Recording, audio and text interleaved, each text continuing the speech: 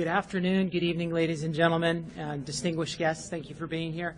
Thank you all for joining us on the third public meeting of the National Commission on Military, National, and Public Service. If I could, 3 housekeeping items before we get started. We've got fire exits, safety first. Also, please be aware we are recording this session. And third, if you could please silence your phones, that'd be appreciated. To get started now, my name is Sean Skelly. I'm one of the 11 appointed commissioners of the National Commission on Military, National, and Public Service. I'll be emceeing the first part of tonight's meeting. Along with my fellow commissioners, I'd like to welcome you to our meeting and say thank you very much for having us here in Nashua. We're very excited to be here. Also like to say Happy Public Service Recognition Week to those who are serving. It's an honor for us to be here during this time. Before we begin, I'd like to take the time to thank everyone who has helped us in our visit here and all of us who served through the federal, state, and local government. National Public Service Recognition Week is all about recognizing and showing appreciation to the millions of government employees and military personnel who dedicate themselves in their careers to helping others. We're going to begin tonight with 3 guest speakers and an overview of the Commission before we get to the public comments. We want to hear from you and begin a conversation about service tonight. On your chairs, you should find a card that you'll be able to use to share any thoughts that you have with us. If you choose to speak, you can also fill out a card, or you can just fill out a card. But I'd also directly encourage you to visit our website at inspiretoserve.gov, and all comments there are taken aboard by our staff, and we read them every month as they come in. Okay. And please feel free to join us on Twitter, Instagram, and Facebook with the hashtag #InspireToServe. So to kick off our meeting, I'd like to introduce you to someone you should all know. The Commission has had the honor from learning from the Mayor earlier today, Mayor Jim Donches. Thank you.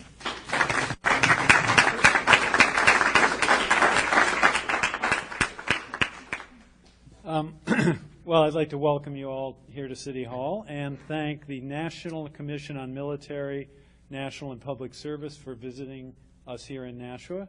It's been interesting to meet and get to know a little bit the members of the Commission and the staff, and we really appreciate your visit.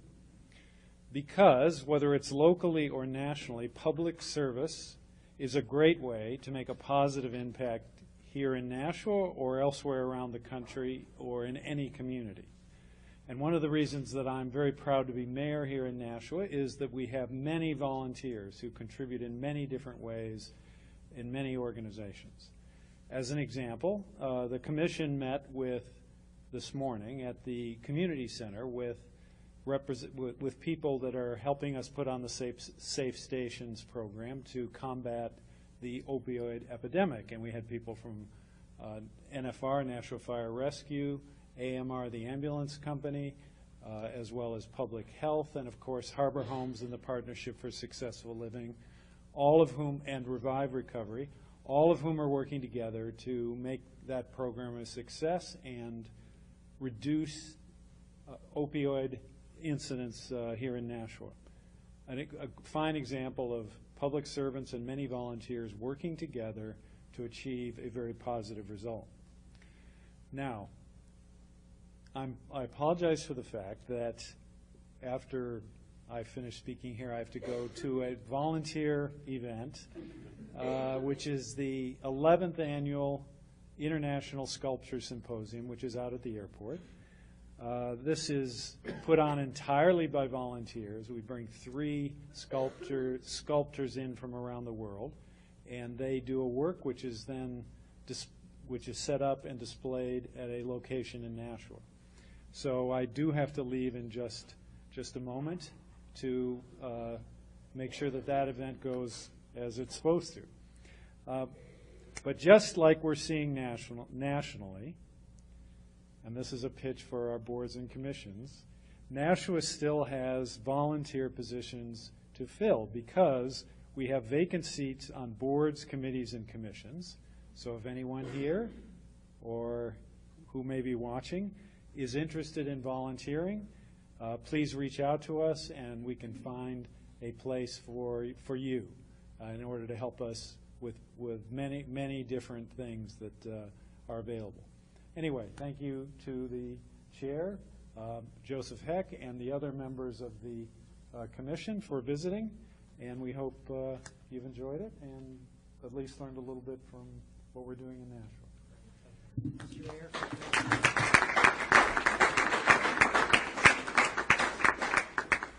Before you run off, if I could, on behalf of the entire commission, I'd like to express our appreciation. Thank you very much. Thank you. All right.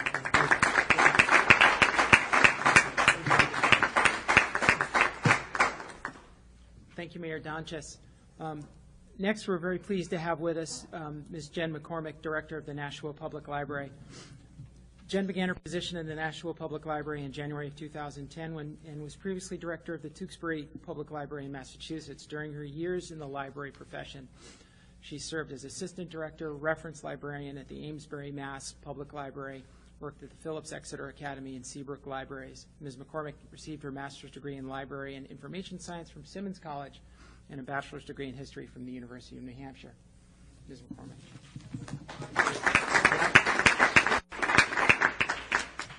Hi, everyone. It's a pleasure to be here tonight, really an honor. And personally, I find it encouraging that the public library was asked to talk about this. Professionally, it's nice to know that people are recognizing libraries for our contributions and for the amazing staff that we have.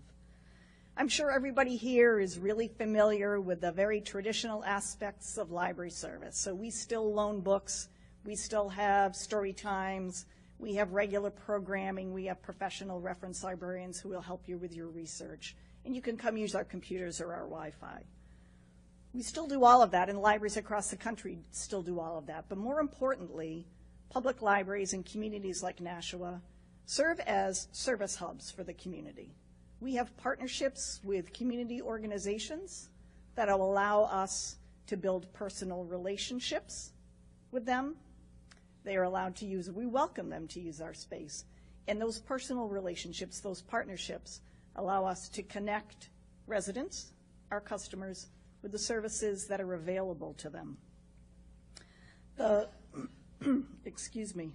partnerships take a variety of different shapes. So one good example is USCIS, Citizenship and Immigration Services, have quarterly office hours in the library to help people be a little more comfortable with the naturalization process. The last time they were there, they had 12 people in talking, asking questions, getting an idea of what to expect for their citizenship interview, helping them make appointments. We have quarterly immunization clinics in our meeting rooms hosted by the Public Health Department.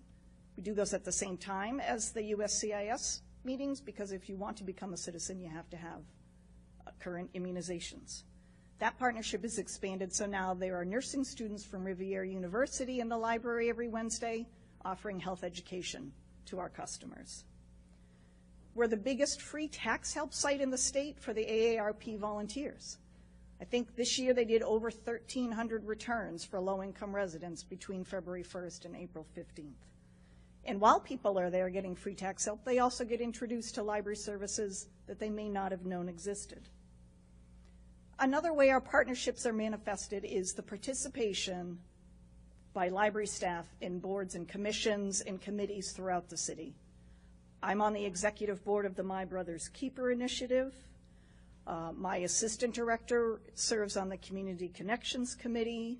A member of our staff is on the executive board of Great American Downtown.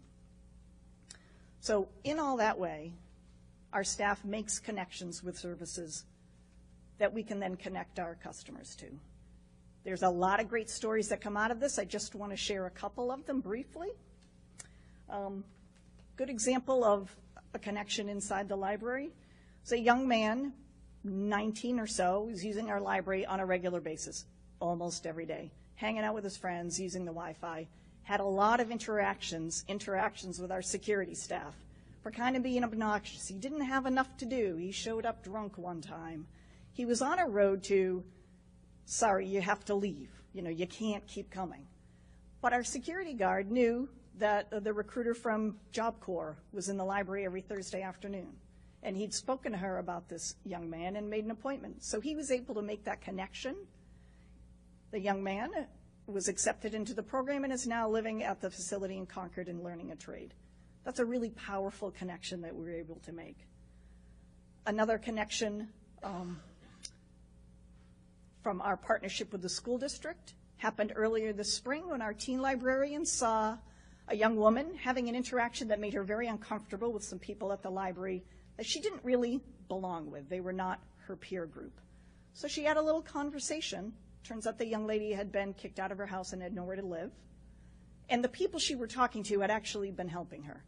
But Ashley was able to make a personal phone call to the homeless outreach worker in the school district and start the process of getting this young woman a place to stay. And because she's fabulous and a great public servant, Ashley actually walked with her to the shelter that had accepted her. So those are just a couple of examples. There are examples like that all over the country. I know a woman I met who works in Palo Alto who's working with the fire department. He's working on code violations in the homes of elderly people, low-income people, and he's invited the library to partner with them to offer other services to them. I have a little note here that I also was going to talk about the supervised visits that happen in the library and the great transformations that we've seen in families. So these partnerships that we have and all the activity invites, it has another great result. So if you're in our library and you're doing one thing, there is so much happening in our library, you get connected to other things happening. There are groups meeting, working on meeting community goals, solving community problems. If you looked at our calendar, our online calendar, it reads like a snapshot of what the citizens of Nashua are concerned about and what they're working on. Last year, our meeting rooms were used by outside groups, not the library group, over 2,000 times. That's a pretty powerful invitation for people to be involved in the city. I talked to a woman who came in for a knitting group.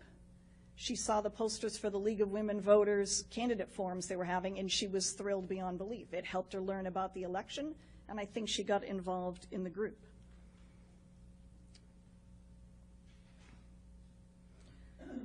I think I had another good story, but I think I'll skip it. So the library staff in Nashua and in libraries all across the country, because public libraries everywhere are doing similar things. They're really great examples of people, talented people, skilled people, using their education, using their skills to serve the communities they live in, rather than pursue a job in private industry. And we don't do it for the high salary, and we don't do it for public recognition. We do it because we know that libraries transform lives, and we consider it a privilege to be part of that transformation. Thank you for listening.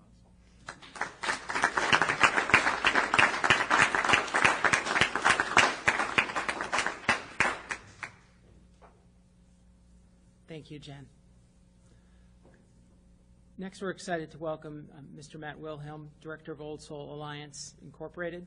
Mr. Wilhelm grew up in Nashua, moved to Manchester after college to serve 2 terms as an AmeriCorps member with City Year, New Hampshire, where he led a full-time team of tutors, mentors, and role models in high-need, under-resourced public schools. Mr. Wilhelm went on to join the founding teams of Serve Next, Calling All Crows, and the Old Soul Foundation, where he currently leads the development of Concert Corps, a national service pilot launching later this month in partnership with 3 music industry nonprofits. He's a past recipient of the Clinton National Service Innovation Award, the Spirit of New Hampshire Award for National Service, and the Thrivent National Volunteer Service Award. Mr. Matt Wilhelm.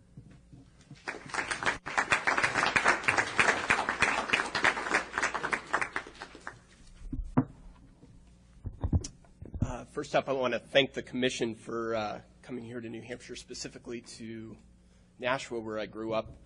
And I want to welcome Commissioner Casey home to New Hampshire. Glad to have you back.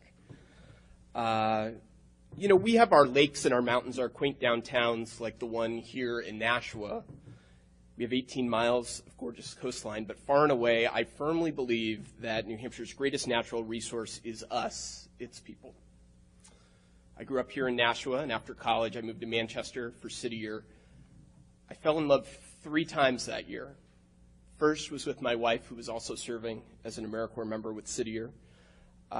Second, I fell in love with the city of Manchester, which Jody and I now call home. And third, I fell in love with the big idea of voluntary national service and its power to transform our communities and our country. And the vision of a day when one day the most commonly asked question of a young person would be where and what did they do to make a difference during their service here. Just weeks after my second year of service in the summer heat of the 2008 First in the Nation presidential primary, I was here at City Hall, just out on the steps, the front steps, to introduce U.S. Senator and Returned Peace Corps volunteer Chris Dodd as he unveiled his plan to grow AmeriCorps to 1 million members every year. And it was the most ambitious national service plan of that particular campaign cycle, but by no means the only one. A total of 11 candidates, including candidates from both major parties, U.S. Senator, Vietnam War vet John McCain, then U.S. Senator, and future President Barack Obama. They all signed a pledge being circulated by grassroots supporters of Serve Next New Hampshire to expand AmeriCorps by at least 100,000 members annually. That demonstration of support helped to lay the groundwork for the Edward M. Kennedy Serve America Act, bipartisan legislation that was signed into law by President Obama just months into his first term. But in so many ways, the Serve America Act was and is still symbolic for the incredible promise yet unrealized potential of the national service movement. Following 9/11 and then again after President Obama's inauguration, interest in and application to AmeriCorps was up.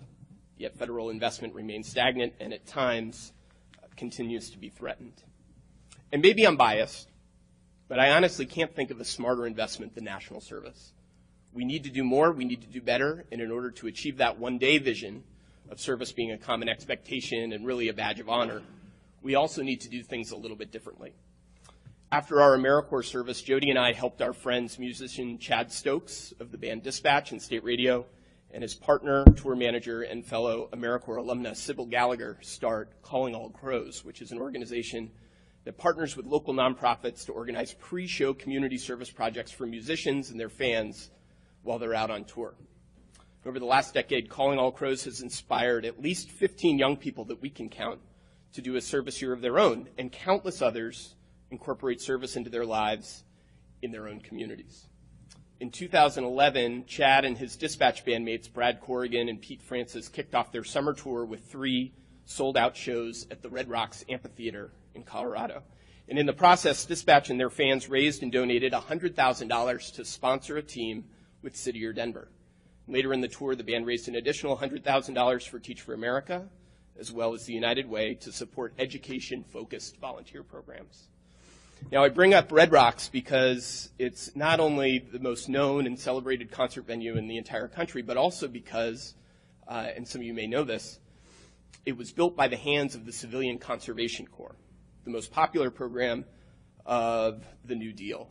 It's a landmark. It's a living tribute to the men of the CCC who served and gained skills and left their country better than they found it, much like the AmeriCorps members that serve today. Now, Jody and I are no longer on the road due to our future AmeriCorps members that we have living in our house, Ben, age 5, Rosie, age 2. But we created the Old Soul Alliance 2 years ago as a vehicle to incubate new programs that would help advance the work of so many incredible organizations in the music industry that are now engaging bands and fans through service. And in just a couple of weeks, we'll be launching Concert Corps, which is a full-time summer national service pilot in partnership with Calling All Crows and Reverb, which is another great organization that has deep roots in the live music scene. They green massive arena tours and stadium tours for bands like Zach Brown, Dave Matthews, Dead & Company, Maroon 5, Pink, and more. And inspired by the members of the CCC that built Red Rocks nearly 80 years ago, Concert Corps members will build capacity for our pilot partners in a variety of ways. They're going to train volunteers at concerts and festivals to run these water refill stations that are going to decrease the use of single-use water bottles that end up going to landfills. They're going to train volunteers at concerts and festivals to decrease instances of sexual violence and harassment at shows through bystander trainings. They're going to recruit volunteers for pre-show service projects like beach cleanups, meal packing events, and more, all aimed at leveraging live music to create positive social and environmental impact and exposing more young people to national and community service. Now, we need to market national service better and differently, and I also believe that we need to dig deeper than we are already to identify challenges that are facing communities that could effectively be addressed by deploying national service as a public policy solution. Just this past Friday, I was part of a convening that included representatives from Volunteer New Hampshire, our state commission, local CNCS staff, state leaders from both higher ed and senior services who all came together to explore the possibility of creating a new service program that's aimed at helping New Hampshire's rapidly growing senior population safely age in place in their own communities and in their own homes, supported by a core of college-age students who are, who we as a state are so focused on and desperately trying to keep them in the state and preventing a brain drain. Core members will help with non-medical services, including transportation, meal prep, home repairs, snow shoveling, light yard work. And I was thrilled to see so much enthusiasm across the different fields, across the different sectors for a project that was going to incorporate AmeriCorps members, use service as a strategy. And we plan to apply for an AmeriCorps planning grant in the next few weeks. I'm also glad that New Hampshire is beginning to deploy service as a strategy to address the opioid crisis, to preserve our public lands, to keep kids in school and on track to graduate, to end poverty, and so much more. The longer I live here, the more I'm convinced that Granite Staters are just waiting to be asked to be served, just like Americans all over the country. We're connected like never before, yet studies show that we're as lonely and isolated as ever. Through service, whether we're talking about our armed forces, AmeriCorps, Senior Corps, Peace Corps, or municipal, state, federal government service, we don't have the option to unfriend or unfollow those with whom we're serving. There's no option to unplug or disconnect from one another. We're all in this thing together, regardless of race, gender, religion, socioeconomic status. You serve on some of the most diverse teams when you're in public service. Jody often says that when you have an experience of serving on a diverse AmeriCorps team, you're prepared to do absolutely anything else in your career. And I have experienced that to be true as well. Those of you among us who have or presently or will one day serve, you represent the very best of what America is and what our country aspires to be. You defend us, you roll up your sleeves to address community's toughest challenges, and you are the first to respond when our neighbors need you. And ultimately, I'm convinced that these same servant leaders will be the ones to save our democracy and our republic. Organizations like New Politics, founded by AmeriCorps alumna Emily Cherniak, are equipping military vets and national service alumni with the skills they need to effectively write their next chapter in service as candidates for public office. And so think about that for a moment. Imagine if Congress or our state citizen legislature up in Concord had the majority of their seats filled by individuals who have had some sort of military, national, or public service background. Imagine how differently those bodies might operate than today and how differently our conversations with our neighbors might be as well. Just imagine the experiences and shared values that these servant leaders would bring with them. Values of teamwork, empathy, open-mindedness, honesty, respect, courage, service above self. Imagine how servant leaders equipped with those kinds of values and previous service experiences would tackle our most pressing challenges. But in order to get to that moment, we need to grow our numbers so that voluntary national service is a common expectation for young people, truly. We need to expand opportunities for Americans to roll up their sleeves and to effectively deploy service as a people-powered, impact-driven solution whenever possible, whether tackling the opioid crisis, our state's silver tsunami, or educational inequity in our schools. I want to thank again the Commission for coming to New Hampshire. I'm looking forward to the conversation. Thanks so much.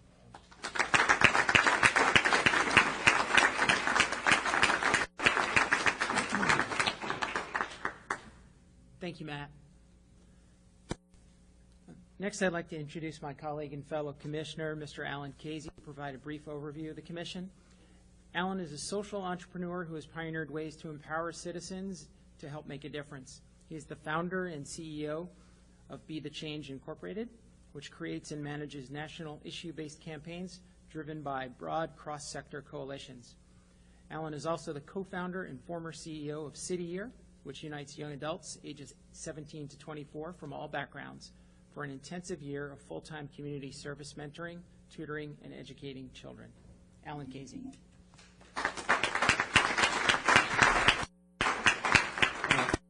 Thank you so much, Sean. It's really great for me, as Matt referenced, to be back here. I grew up in New Hampshire. I grew up just 20 minutes up Route 3 in Bedford.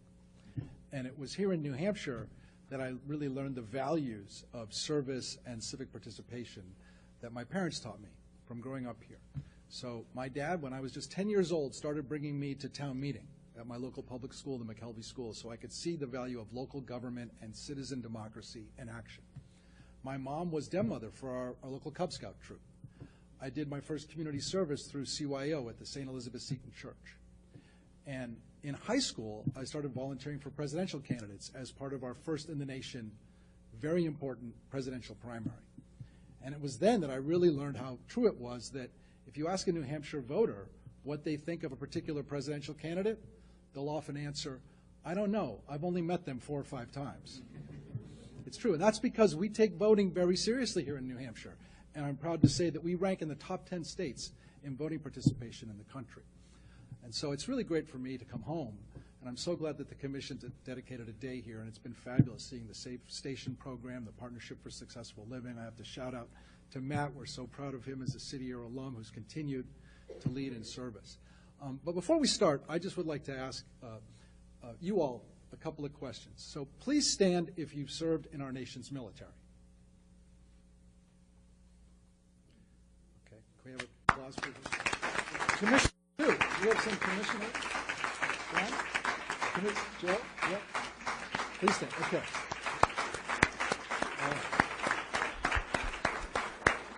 Thank you. Please stand if you have served in local, state, or federal government in any capacity.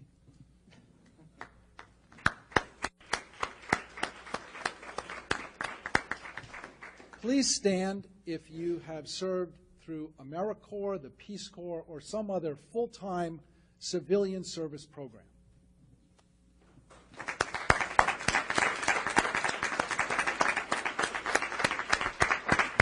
Thank you. Finally, please stand if you have done any volunteer work, working in a library or a soup kitchen or with Safe Station or any volunteer work at all.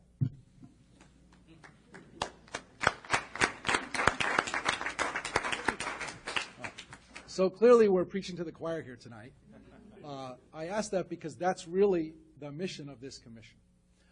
And I want to start with just sort of giving you we're really excited to engage with you, but we want to start with just giving you an overview of what our commission's about before we open it up for dialogue. So as I learned growing up here in New Hampshire, we really are a nation built on service. It was the citizen soldiers who put down their muskets, put down their pitchforks and picked up their muskets that really made our revolution possible. In fact, it's a little known fact that at least half of the Minutemen at Bunker Hill were actually from New Hampshire. De Tocqueville, in his famous book, Democracy in America, when he came here in the 19th century, really studying America, the thing he pointed to that surprised him the most and what he thought was so unique about the American character was our constant ability and interest and capacity to form voluntary associations. When Americans saw a problem, they got together a group of volunteers and said, we can solve this problem. And that's really in our DNA. And in fact, the 19th century saw a surge of major institutions, starting with religious roots, like the YMCA, the American Red Cross, the United Way, to name a few, that are still with us today. And there are many, many more. It's really part of our character. We might even say that service is a defining quality of our sense of collective responsibility and what it means to be an American. And I'm proud to say that New Hampshire also ranks among the highest states in terms of volunteering. We volunteer here higher than the national average. Service means many things. For sure, it includes the work done by volunteers, but it also includes, as I mentioned, those who serve in the military, people who serve in local, state, and federal government, school teachers, people who do a year of service through programs like AmeriCorps or the Peace Corps. But not just now, but throughout our history, we have had bipartisan presidential leadership calling us to serve, going way back. Starting with Theodore Roosevelt, President Hoover used service as a strategy to fight poverty. Matt mentioned the Civilian Conservation Corps, created by Franklin Roosevelt during the Depression. We still benefit from that today. JFK, I love the statue of JFK right out front here, created the Peace Corps. One of our commissioners, Mark Guerin, actually led the Peace Corps. They're here. Johnson created VISTA. President George H.W. Bush created the first Commission on National Service and the Points of Light Foundation to encourage volunteerism. President George W. Bush, his son, after 9/11, created the USA Freedom Corps and then called on all Americans to dedicate at least 2 years of our lives in volunteer service through the course of our lives. So this has been a bipartisan effort really throughout our history. And this commission is a bipartisan idea. It was created through a great partnership between Senator John McCain and Senator Jack Reed. And in fact, Senator McCain said in creating the commission that it needed to be, quote, a catalyst for an important national conversation on military and public service. He also said that our work comes at a time, again quoting him, when our country's at a crossroads. We must decide how we want to foster a culture of service among American men and women from all walks of life. Senator Reed, his partner in creating this commission, echoed his comments by recently stating, quote, the importance of this commission's work and mission cannot be overstated. We as a government must invest in our public servants. This commission's efforts will develop effective ways to increase participation in military, national, and public service for both men and women, ultimately strengthening our communities and our nation. We are indeed at a crossroads in our nation's history. Millions of American citizens volunteer and engage in service every single day. Yet there's much more we can do, more ways we can encourage participation, more ways to embed service in the very fabric of what it means to be an American. That's what this commission is here to do. Our mandate is broad, it's aspirational, but we believe it can be the foundation for a new movement. We intend, our mission is to listen to you all. That's why we're here, to learn from those who served and those who haven't served, and to make recommendations to foster a greater ethos of service so that we can ultimately strengthen the democracy that we all love. As our name suggests, the commission will focus on 3 broad areas of service.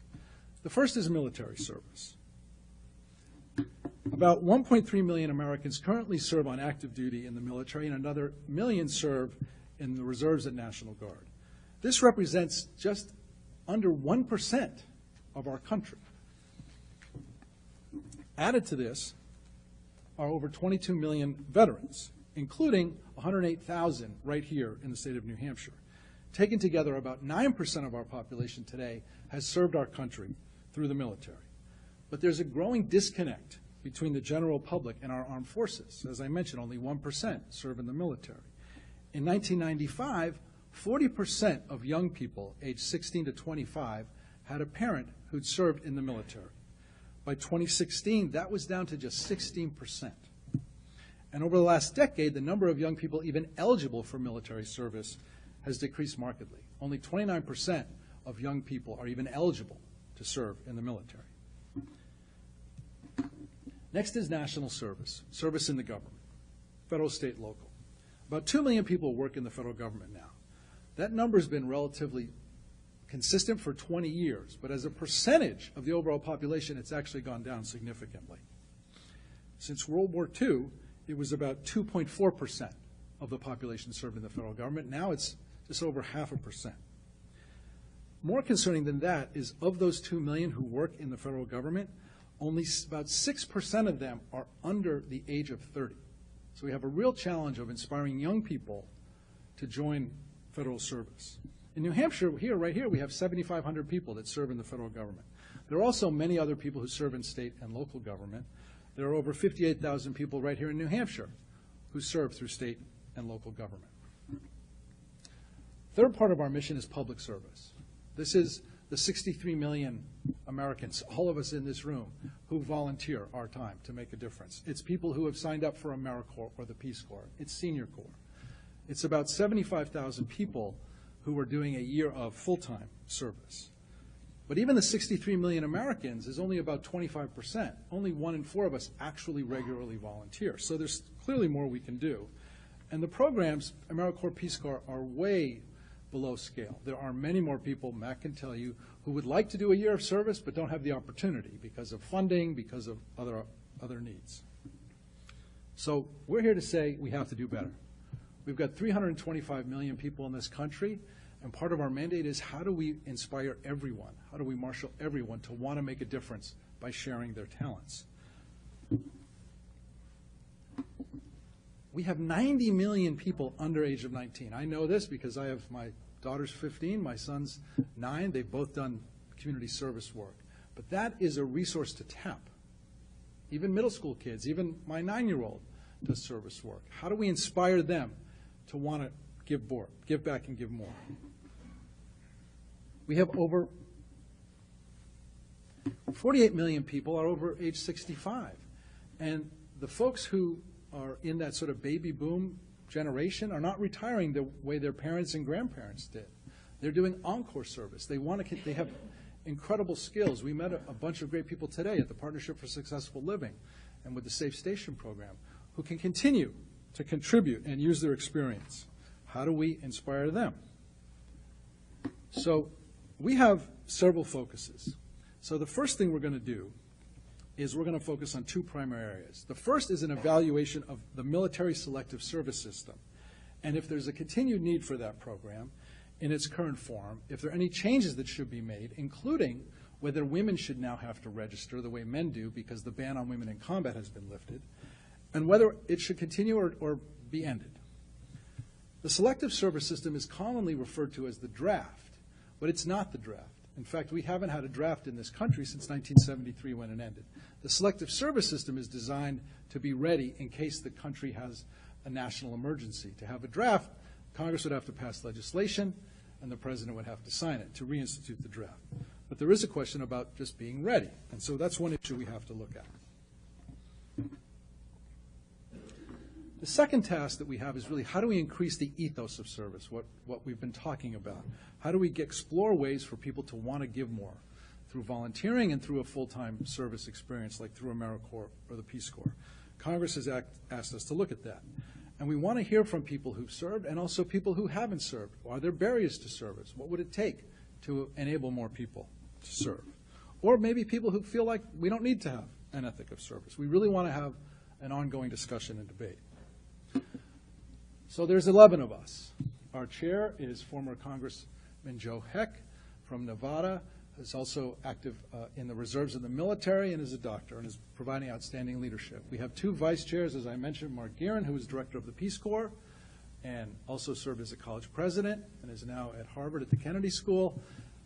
Mark is vice chair to oversee national and public service. Then we have a vice chair, Deborah Wada, who was Assistant Secretary of the Army for Manpower Affairs and also worked in a leadership role on Capitol Hill and is really an expert on military service.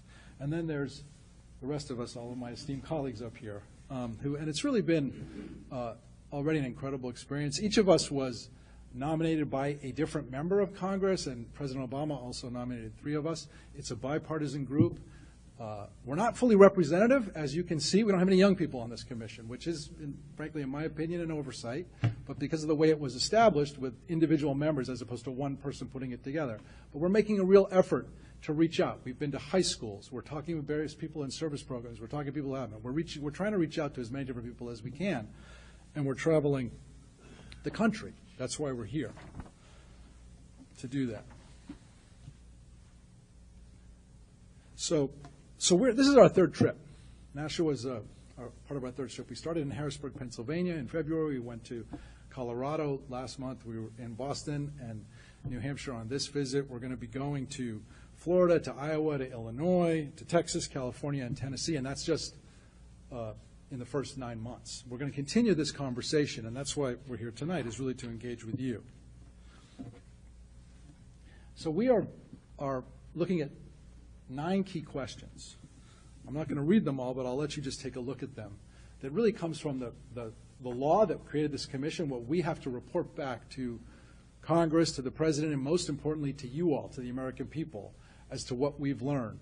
We have to release a report in a couple of years, and around March of 2020, we have a small staff that's helping us gather the information, who are outstanding, incredibly dedicated public servants, every single one of them. But this is really, this meeting tonight is a very important piece of what we're doing. So we're trying to engage all of you, get your ideas, get your thoughts on the recommendations that we need to make. And so we'd like to hear from you on any of these 9 questions. And also, you can use our social media, #InspiredToServe.gov. We're taking comments. The actual comments for the Federal Register have been extended, so you can submit comments. You can submit comments through our website.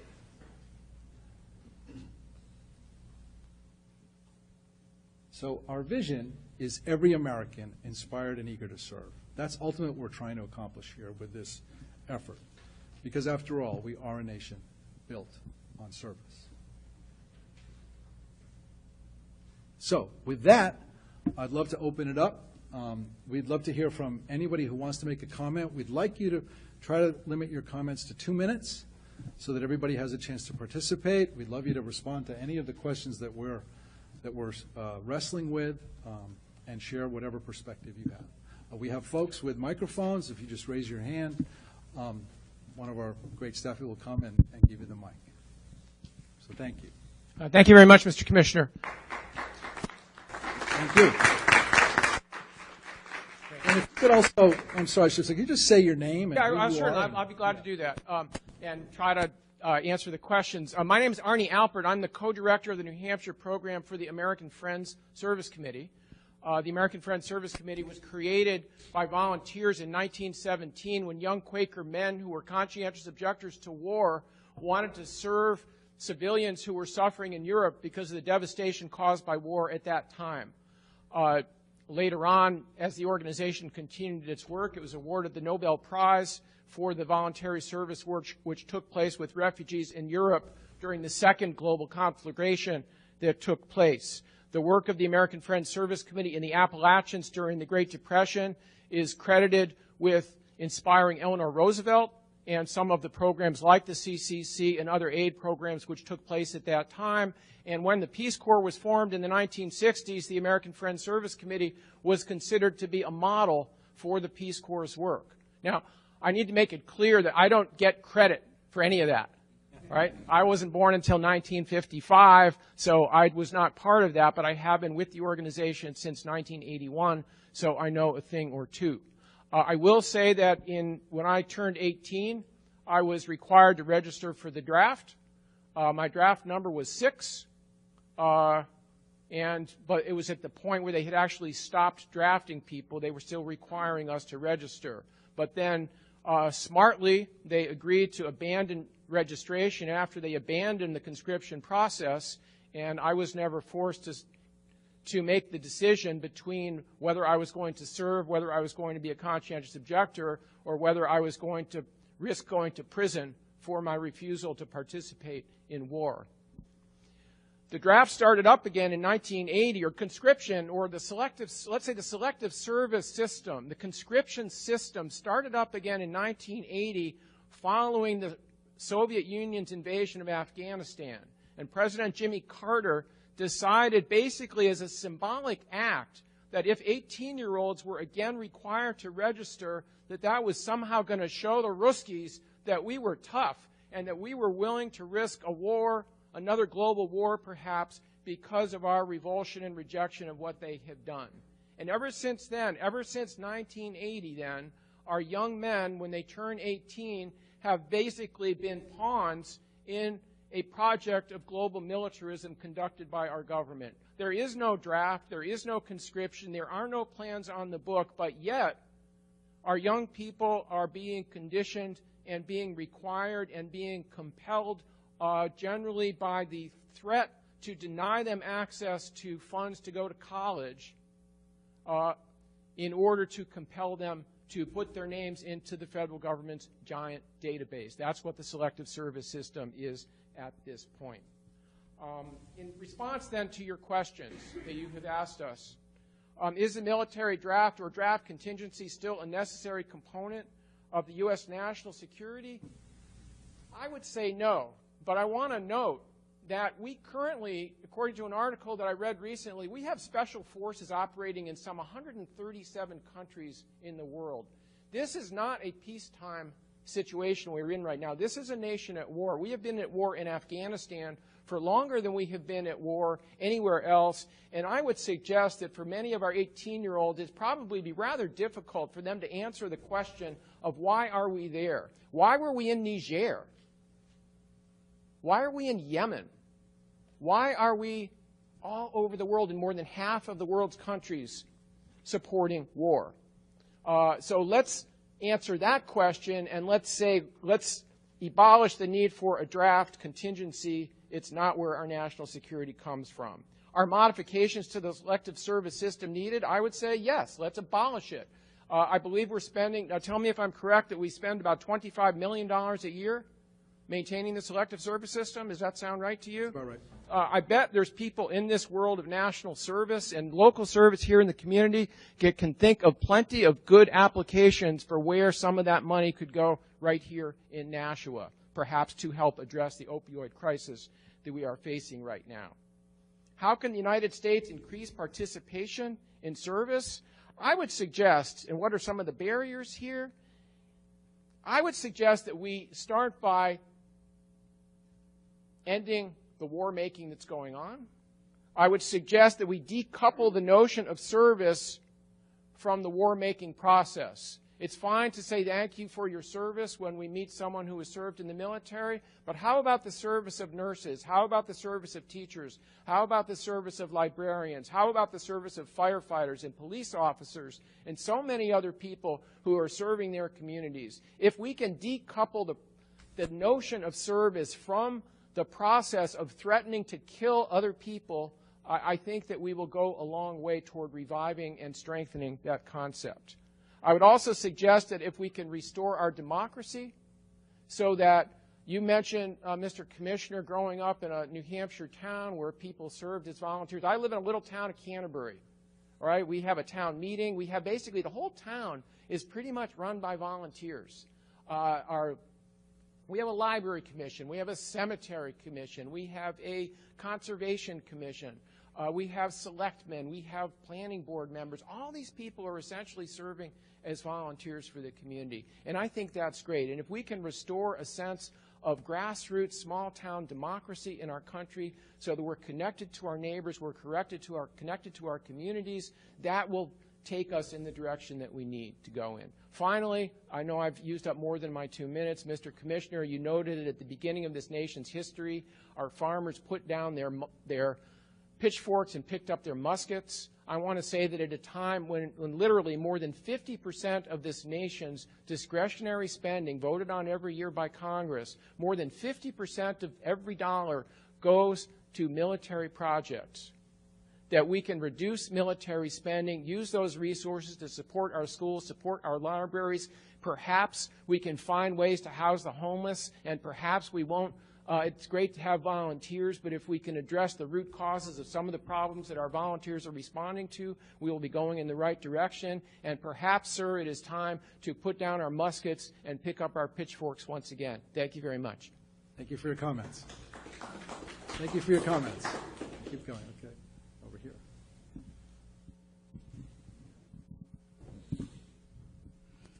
Thank you for this opportunity. My name is Patrick Knowles. I'm from Vermont, but I cannot call myself a Vermonter. I was born in New Hampshire and lived all of 3 days here before going back to Vermont. I'm a 22-year veteran of the U.S. Coast Guard.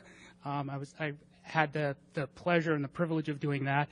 I've been with the Department of Homeland Security now in Vermont for about the last 4 years, so I'm starting off hopefully in my next career.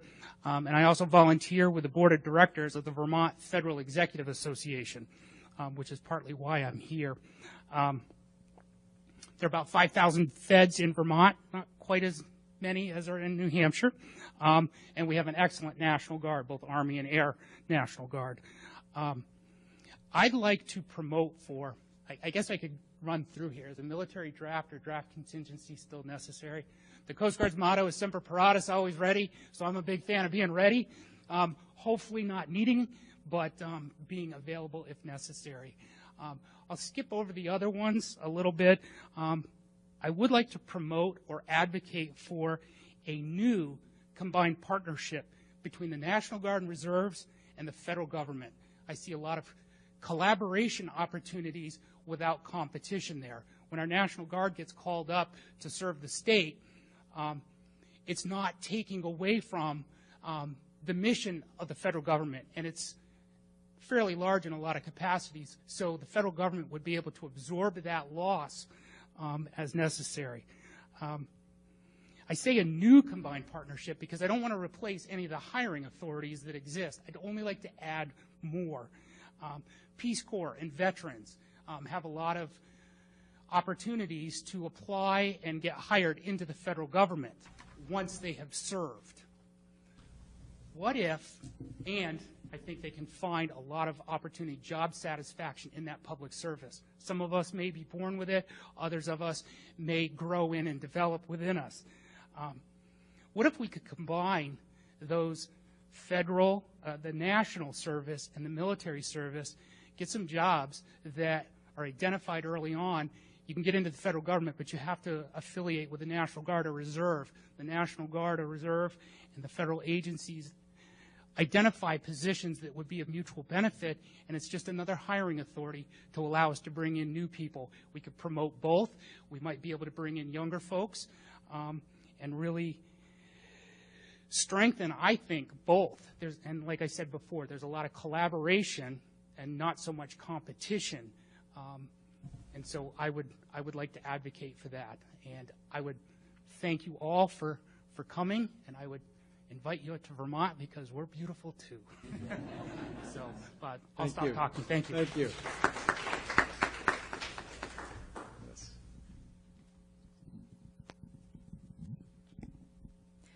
Thank you.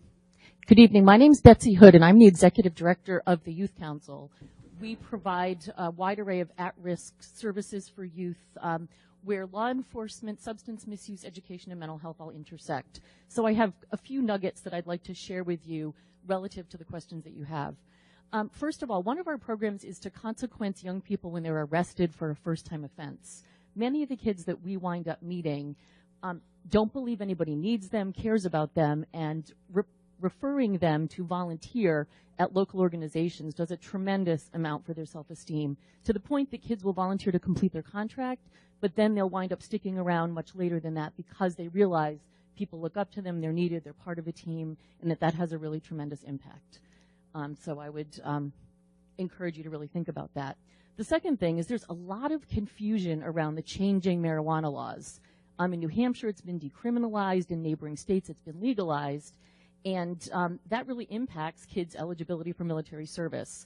A lot of kids now think it's no big deal to smoke pot, yet what we've learned is when they're talking with recruiters, if they have any kind of drug offense, they're not eligible. So I would encourage you to have some kind of really big, public health outreach campaign that if you're even considering a career in military, don't pick up that first joint or don't use. And I think that may help make more kids eligible. Also, I really think that serving is not always done through altruism. I've met a lot of young people that are finishing college and they are scared. They don't know where they're going. They want a roof over their head. They need a job. It's that whole chicken and egg that you can't get a job till you have experience, but you can't get experience until you're employed. And so there's times people look then for AmeriCorps or Vista type positions in order to meet that need and to get enough experience they can actually get a paying job or wind up figuring out what they want to focus on in grad school. So if you can really play on that for young people either between high school and college or getting out of college as a way to loop them in early, I think that would be really important. I think the part that also goes along with that is at my agency, we actually start a master's level full-time therapist at $36,000 a year. Okay, so those young people are coming to us with a boatload of student loans, and while Avista gives a nice educational stipend, it's just not enough of an incentive, in my opinion, for somebody to make $11,000 a year and have to live at home because housing around here is really astronomical.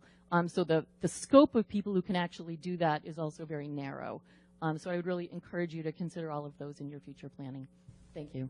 Thank you, Betsy. Thank you.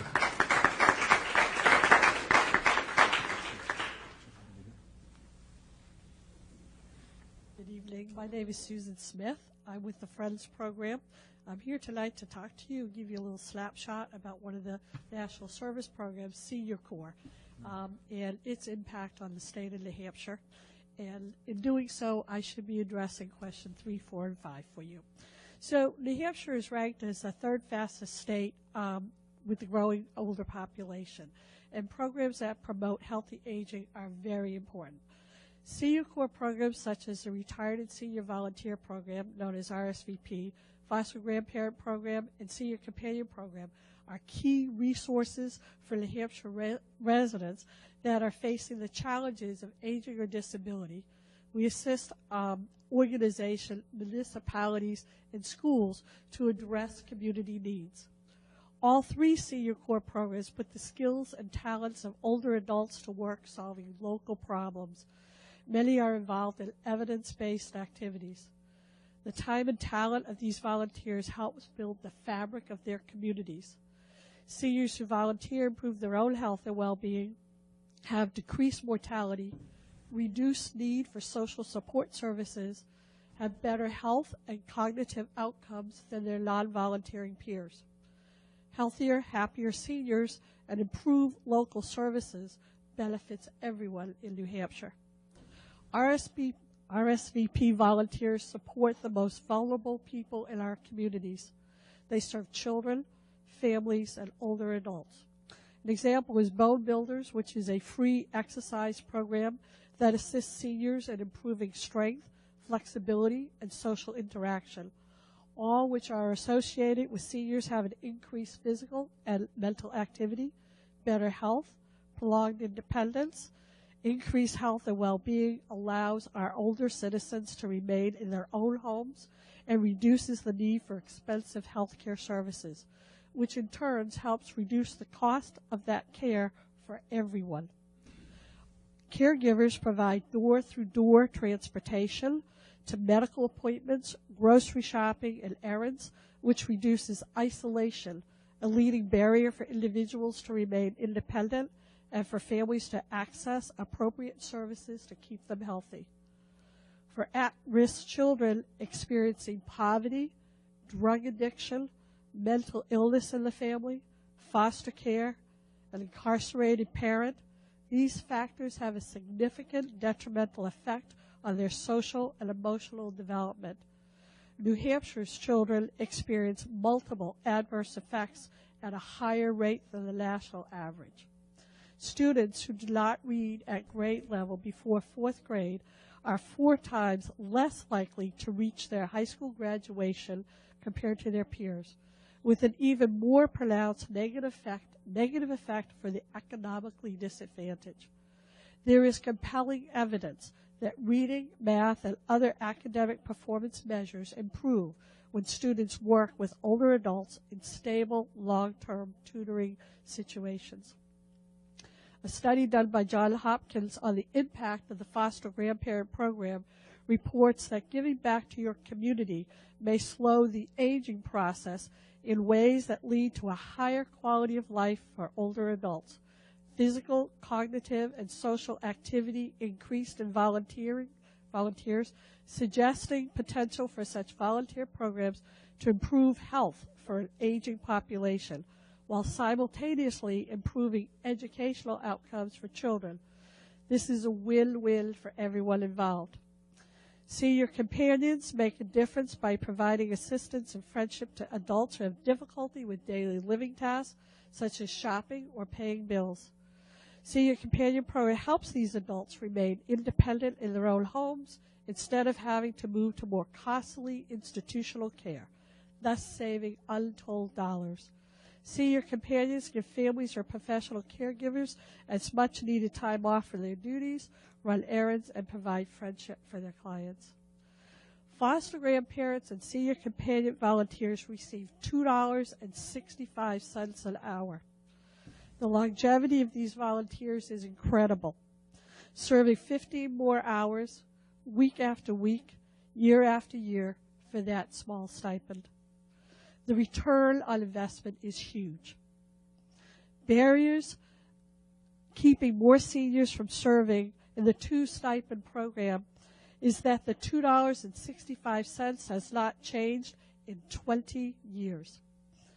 And there's a lack of publicity that makes recruitment a challenge. And I'd ask people in this room, how much did you know about these Senior Corps programs before I spoke? And if you don't know about it, how do we expect others to know about it? All 3 Senior Corps programs integrate older adults with people of all ages, abilities, and backgrounds, transmitting knowledge and experience to future generations and reinforcing the value of community. In New Hampshire, just in 2017, Over 284,136 hours were contributed by these volunteers. And the value of those hours for the state of New Hampshire in 1 year is over $7 million. So I ask the Commission, please do all you can to support Senior Corps and our very important volunteers. Thank you. Thank you very much, Susan. Thank you.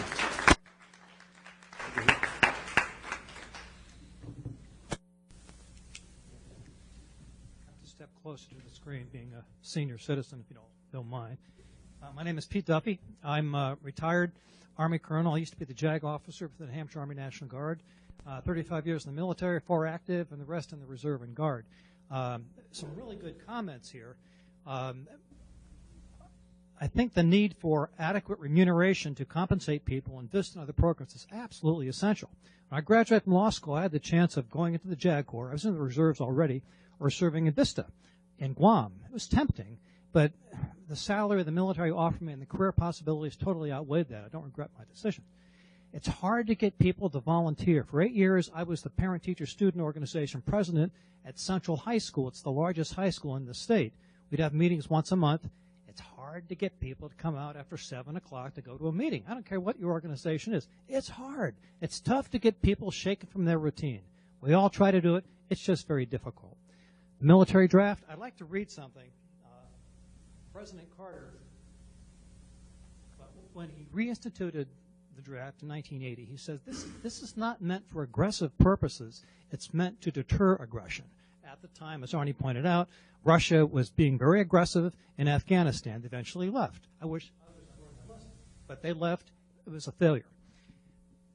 The draft is an important set piece for strategic purposes. Having the ability to raise manpower very quickly is a deterrent if we ever are faced with a land battle of a scale of, we had World War II. Hopefully we never would be. But it's still a set piece that helps deter. It also should spark the need for public service in this country, and I think that's part of the reason why you're here.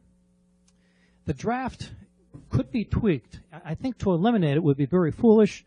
I hearken to the Bible of Joseph advising the Pharaoh, 7 years of feast, 7 years of famine.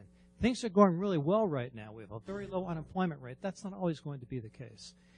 We don't know what the world will present for military purposes in the future. We hope it's peace. I think there are some very good opportunities approaching peace worldwide. I hope it happens. But it's not going to happen in my lifetime. You're still going to have aggressive forces, and the United States is still going to want to be prepared to deal with them. We have a standing army of, 476,000? National Guard strength of 340,000. That's a lot of people and a lot of money. Our military budget, what is it, $700 billion this year? It's way, way up there. Could we do that more effectively? Absolutely. Being a former Guard person or a reservist, the reserve component has a fully burdened life cycle cost about 1/3 of that of the active military. Why do we have such a standing army? I think if you have it, you will use it. I think maybe having it probably dictates why we're using it in so many countries. I think Arnie has some really good points. That requires a lot of examination. The CIA has a budget of $60 billion a year. Both have attained sacred cow status. I hope some of you had the opportunity to watch the Looming Tower series based upon a book by Lawrence Wright, a Texas journalist. If you haven't seen it or read the book, I urge you all to do that. The draft. You know, my draft number was 26 when I was a senior in college. Fortunately, I found a reserve unit that enabled me to go to law school. I don't regret going into the military. The Guard is a perfect place to provide community service while serving in the military. It absolutely is. Modifications? I think we do need modifications. Why does somebody like Arnie, a Friends member, have to even sweat out being drafted? Can't we pre-certify some of these people with a draft? So, look, you're not going to go. You're not going to be eligible. It's not a worry for you. But can we use the military to provide more vocational training in this country? Right now, we don't have enough carpenters or plumbers. As Woody Allen says, you think it's hard to talk to Guard, try getting a plumber on Sunday. We don't. I have 2 carpenters in the house right now. We have a shortage. If the military could provide better vocational training in the trades, we don't have it today. Our folks could leave the military, hit the ground running, go to work. VISTA, it's a great program. We have several opportunities with that program and others. Modifications, I think we could have some tweaking. The Israelis, the last 2 years ago at the Mall of New Hampshire, I met an Israeli woman who was manning a booth for her country, selling a skin lotion, and we started talking about the military. Are you serving? Yes, I am. Really? Yes, I'm a special education teacher, and my job in the military is to provide special ed to my community. Why can't we bring people who are trained in community skills, bring them into the military, and put them to work with what they're already trained to do? The Germans, they hire somebody who's trained as a mechanic to be a military mechanic. The military doesn't pick up the bill for that cost. There are ways we could make the service more attractive to our men and women so they can learn vocational skills. I also was down in Washington for 8 years for the National Guard Association, and I recall vividly a representative from Ohio, Marcy Captor. During the years that we had very, very high unemployment with our veterans, she proposed a bill, it died, that would have allowed our veterans to serve in a civilian conservation corps type program in Ohio. Would have been a hit on so many fronts, would have given them work, meaningful work, would also allow them to be with their peers, which has wonderful healing effects for PTSD. Barriers right now to military and national public service. I think money is a big one. How can we compensate these people fairly? Can we have student loan forgiveness if they serve in VISTA or one of these other programs? My wife's a teacher. She had a National Defense Education loan that was forgiven the more she taught. It was terrific. These kids today have a huge burden with the debt they have to pay. We have to figure out a better way to get that burden off their head, which is a psychic killer for them. Service definitely has an inherent value. Everybody in the world recognizes that, otherwise they wouldn't be serving. Mandatory service requirement, don't think you can make it mandatory. I really don't think so. The service has to come from a willingness of a person to own that and to want to do that. But I think there are ways we can encourage that by providing better compensation for programs like VISTA, AmeriCorps, and the military is an opportunity to serve and to learn vocational skills. I think it could greatly improve on both those areas. Increase their propensity, I think it has to be done monetarily. Have loan forgiveness, have better pay for our volunteers. It's just hard to get people to volunteer. Close with this. As an attorney who practiced here for 25 years, we have pro bono programs in the law. It's hard to get our attorneys to do pro bono work. It just is. Each firm, big firm, likes to have a couple out there, decorations, and they do. Currently, I won't close together. I have too much words. I do some volunteer work for attorney Larry Fogelman. He practices in Manchester. Larry does vet disability and disability work, and he challenges some of the bad discharge for our veterans. I have one file I picked up for him. Larry has a number of files. He tries to get attorneys to help him out very, very hard. If we had a VISTA program or a federal program that would pay attorneys, paralegals to assist veterans in contesting their discharges, applying for disability benefits, it'd be terrific. VA means well, but it doesn't fill the bill across the military. If you talk to your Vietnam veterans in Washington, who's Rick Weidman? Talk to Rick Weidman. Rick will say that it's under 40% of veterans who actually enroll in the VA for services. Why? I don't know. But there are other ways to reach our veterans besides the VA. We need more folks in our communities, lawyers, paralegals, assisting our veterans to put us on the right track. That's enough. Thank you very much. Thank you, Pete. Thank you.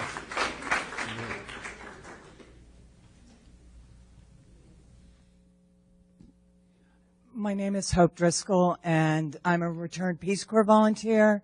I also directed a National Direct AmeriCorps program, and at the moment I'm on the staff of Volunteer New Hampshire, which is the State Commission on Service and Volunteerism. And I'd just like to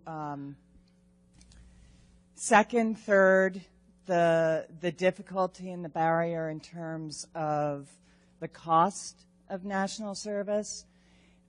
As a Peace Corps volunteer, you have to be able to take 2.5 years out of your life. As a VISTA or AmeriCorps member, you need to be able to have someone else supporting you, unless you're in a part of the country where the stipend is enough to cover your, and there are places in the country where it is. But even though there's a challenge to this, and it would be great if you could get, I like the idea of loan forgiveness for a lot an awful lot. I think that one of the other ways of encouraging national service and fostering it is really to make it more well known. Peace Corps is probably one of the better known, but I think a strong, robust alumni organization for Peace Corps, VISTA, and AmeriCorps, where AmeriCorps members, VISTA, Peace Corps, go into the schools and talk to students, could go into the community and talk about, you know, what they're doing and where they're serving and why they're doing it. Peace Corps, I have to say, I think it's a little bit easier because there's an exotic element to it. So being able to go into a school and talk about Costa Rica, which is where I served, is maybe a little bit easier. But I think that there are ways to just raise the profile of national service. The other thing I'd like to say is that not everybody can do service all the time. And so I think it's important to recognize the volunteer work that people do when they can do it. My guess is a lot more people volunteer than shows up in the studies, and it may not be volunteer every Monday night at the library, but maybe it's shoveling your elderly neighbor's walk. That's volunteering. And I think that that kind of volunteering also has to be given its due to make people, because that's service and that grows it, and it's being able to do what people can do when they can do it. So I think if there's in this, yes, we need the more formal kind of service work, but it's also really important to celebrate the work that the volunteering that people do because they want to do it, and calling that service as well. Thank you very much, Hope.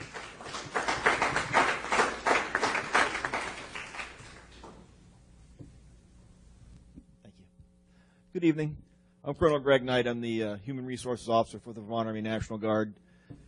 As of last week, I was the Chief of Staff for Personnel prior to that, and I've been a recruiting battalion commander. So a lot of what I'll talk about focuses on the military piece, but I think there'll be some bleed over.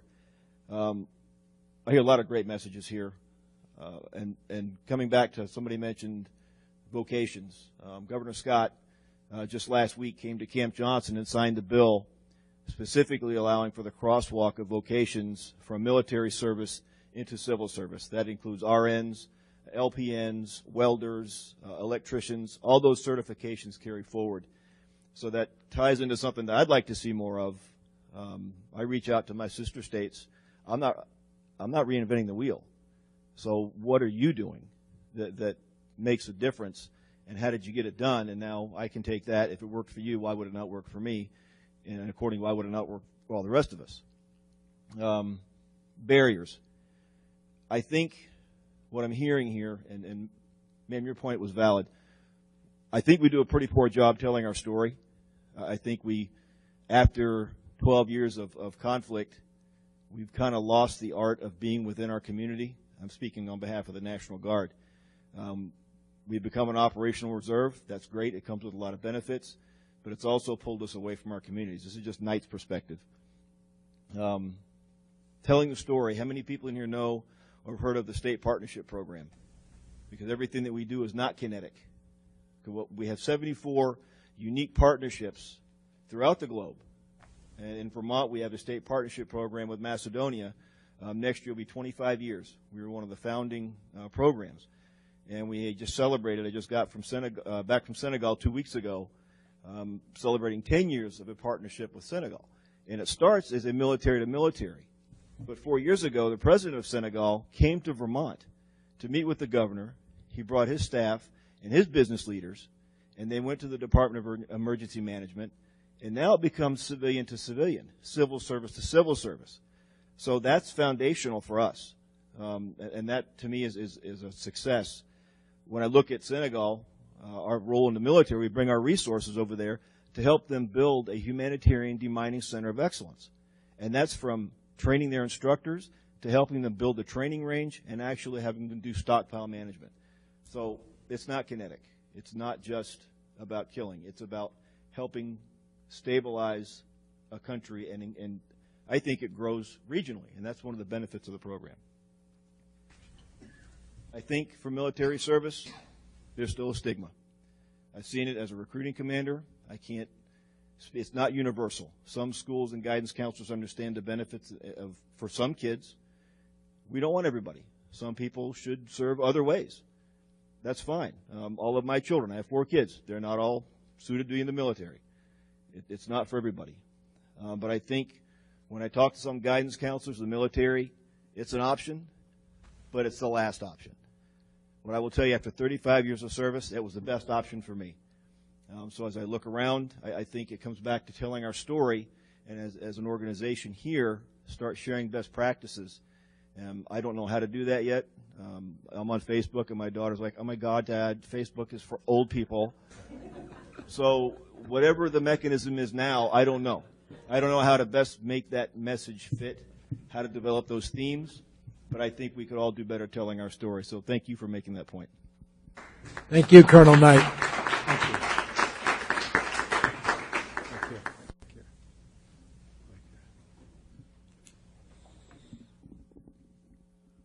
Hi, I'd just like to begin answering your first question, so you'll know where I'm coming from, that I definitely think there is no need for a military draft or a contingency or even a selective service that can bother with it. Just so you'll know, I'm not talking off the top of nothing. I've done a lot of service in my life. I've been an elected official in the town.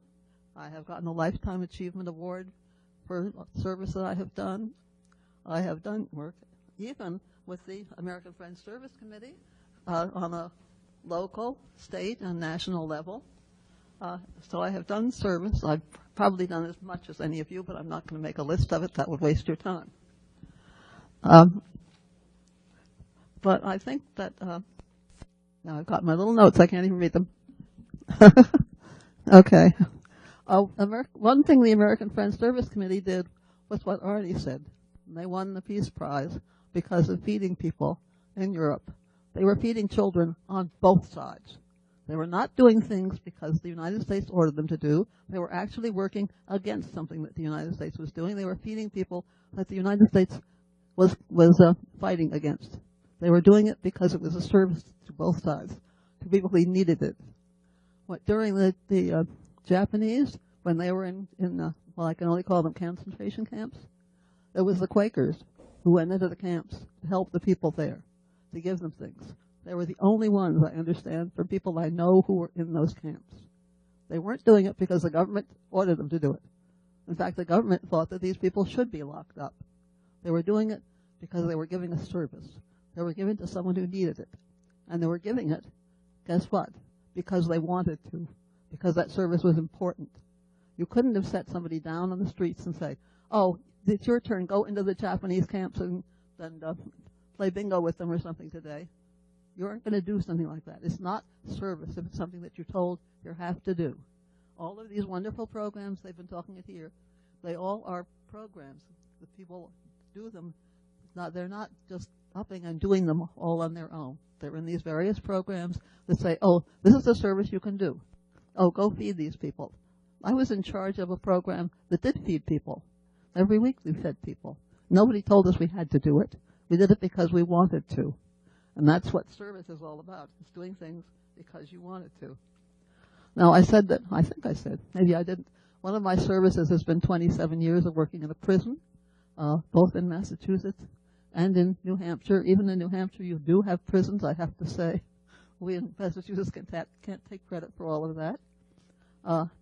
And one of the things about the military service is we see a lot of people in prison, and not just, this worries us not just because being in prison is very, very, very expensive. We see a lot of people who are in prison because of things they do because they were suffering from things they were made to do when they were in the military. They were not enlistees, most of them. They were people who were drafted. They were told they had to go in the military. They were told they had to go and shoot people. You know, "Oh, I'm learning how to shoot a dummy." No, but someday it's going to be a real person They really are suffering from that. They suffer a lot, and make the community suffer, the families suffer, and eventually an awful lot end up in prison. And we don't even see the worst of them, because the ones that come to our program are probably the ones that volunteer to come to our program to help make themselves better, and they appreciate what we do to make themselves better. And I mean, nobody told me to go into prisons. They all say, how come you people come into prison and it's, 3 hours every week to go into the prison? Well, because somebody has needed to do that. And we decided on our own that somebody needed to do it, and we do it. And Arnie mentioned the volunteers from Massachusetts, and there were wonderful volunteers from Massachusetts, from New Hampshire, excuse me. The volunteers from New Hampshire who went up and put down their shovels and fought in the Revolutionary War. But, of course, I have to take Massachusetts credit and said it was Patriots' Day that was the first thing. And all the people who did that, they were told the British were coming, and they rushed out and started shooting because they thought it was needed. They thought it was needed that they be free. And I bet if you had, we're thinking of having a war. If it was something that people really believed in, if they really believed that it was nothing that could be solved by peaceful methods, which I think seldom happens myself, but that's personal. But if there was nothing that could be done by peaceful methods, and they felt that the war was needed, they would volunteer, just like they did, just like the Patriots did. But they would do it because it was something they felt was needed. So, in the Vietnam War, people didn't want to go and shoot all those little yellow people or whatever they were. They went because they were drafted. And there's no need for a draft. If you needed people to serve in any way at all, they would come up if they felt it was needed. And a lot of the people in New Hampshire and elsewhere that are in the military right now and that did enlist did so because there are no jobs. They really could not find anything else to do. And they get out, and they don't want to, even when they're in the military. They can be looked at if they speak against it and say, oh, well, this is just a job. They can be regarded as being a wimp, and even worse, they can be regarded as being unpatriotic. And they're not unpatriotic. They are very supportive of the USA, but not necessarily of what we're doing there or what they're going to have to do. But they have to do it because there are no jobs. And if a lot of this money that's now spent on the military was spent on education, which everybody's been saying we need education, that would be a better thing than having something to do with no volunteerism. You're going to get volunteers. People will volunteer. Whether they get a chance through some program that has been made by somebody else, they're not necessarily mandated to go into that. I mean, you can even say you're not going to do something when your parents tell you to do it. It does happen, and you don't die out of it. Really, you don't. But, that's what happens. And so that's what you have to do. And you really do not need the military, and you certainly do not need to enlist people, or you don't need to draft people or have anything to draft people. If you had a war and you called for people who thought it was a bad thing to do, they thought they needed to fight, they would enlist. You would have all the ones you needed. You do not need a draft. You do not need a selective service, which is just another way of spending a lot of money. You don't need to spend. We need lots of money in the government. We're way out of what we need for good programs. You can save that money on the selective service. You can save the money that you spend on all of this and just eliminate it. Thank you.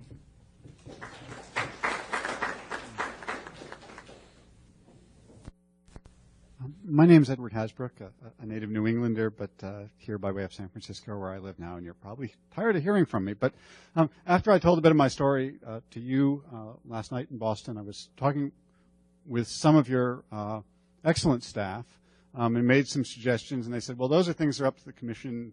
You should tell those to the commission. So with that invitation, I commend you, and I really appreciate the effort that you are making to have this kind of dialogue about voluntary service. I hope that you will make an equal effort, and I think you could, to try to address the other half of your bifurcated assignment, which is to look at compulsory service. And, I was told by the staff that you're getting some comments about the draft in the written comments.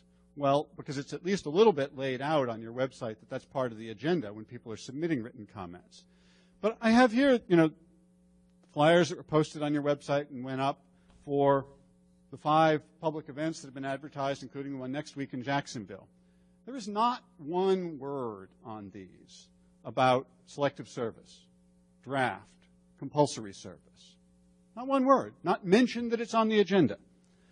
You have a website at inspiretoserve.gov. That's great for voluntarism.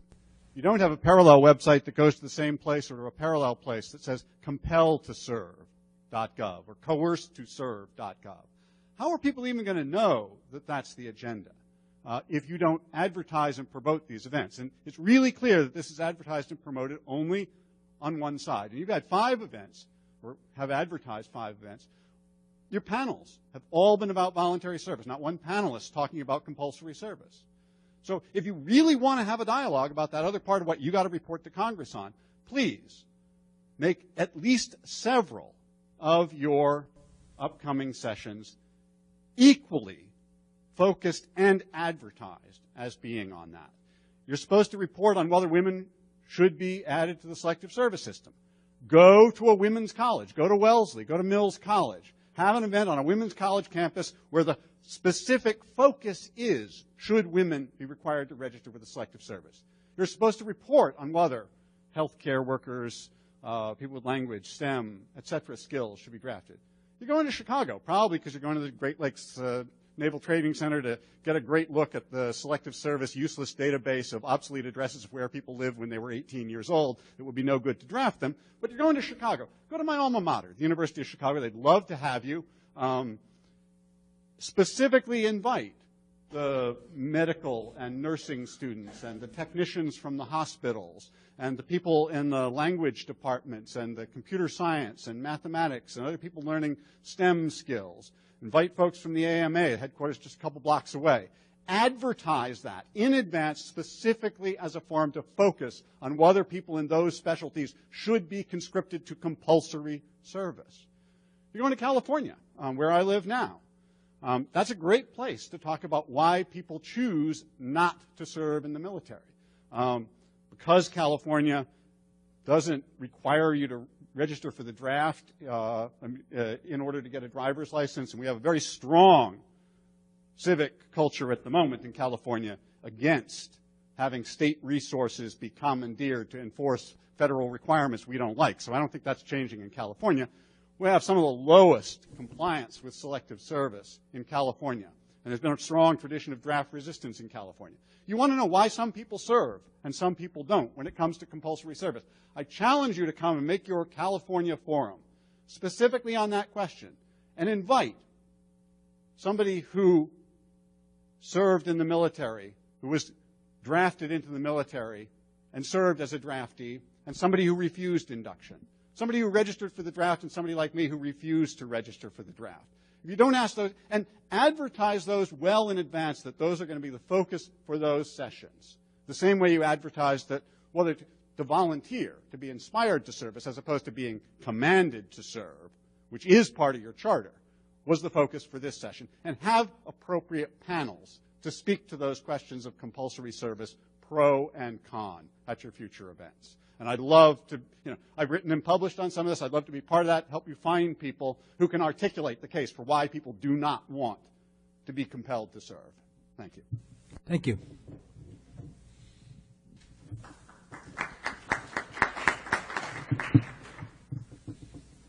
Any other comments that anybody wants to share? All right. Well, with that, we come to the conclusion. I want to thank you again for giving up some of your evening and for all of you, your own commitment to voluntary service. I want to thank our panelists, our speakers who shared their stories. And if you have further ideas that come to you after this, please use our website. We're getting comments. We want to hear from you. And for those of you who know people who are interested in this but couldn't come tonight, please share with them what we discussed tonight. Also that our website is available. We want to hear from people. We really are looking at this as a 2-year conversation with the American public so that we can come up with the best recommendations possible for the Congress, the President, and the American people. Thank you all very, very much. you.